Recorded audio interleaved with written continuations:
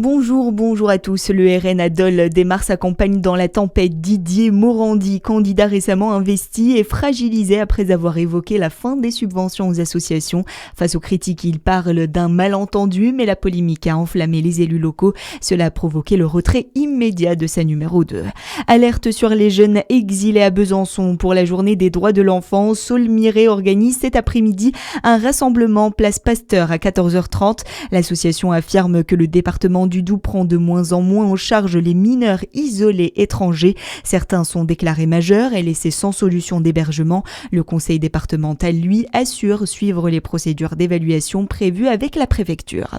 Chenauve engage un vaste chantier avenue du 14 juillet. Un réaménagement de grande ampleur a débuté pour une durée de 6 mois. Au programme démolition intégrale de la voirie, reconstruction des fondations, refonte du rond-point de Marsanet et végétalisation de tout le linéaire. Conséquence, une portion de l'avenue sera fermée à la circulation avec des arrêts de bus de la ligne 4 temporairement déplacés. Coût du chantier 998 000 € hors taxe, partiellement financé par l'agence de l'eau.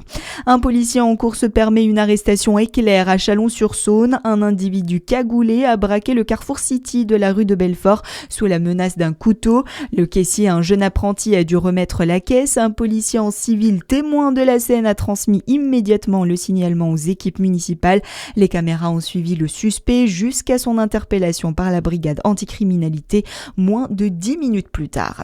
Dans le reste de l'actualité, le budget de la sécurité sociale arrive au Sénat. Après être passé entre les mains des députés, les sénateurs en séance publique semblent vouloir détricoter une grande partie du texte.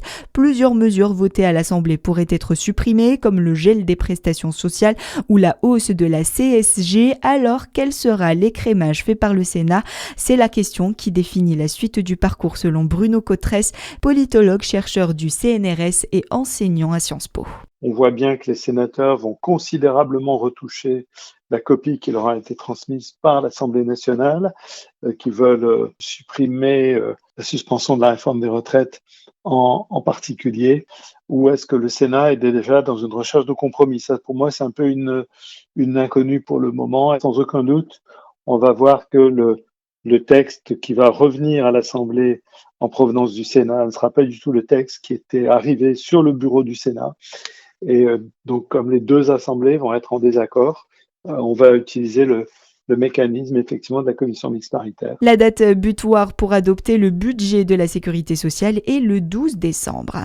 Et puis du foot féminin ce soir avec la 4e journée de la Ligue des Champions. Les Lyonnaises, toujours invaincues dans la compétition, jouent en Italie contre la Juventus Turin à 18h45. À suivre votre météo sur Fréquence Plus.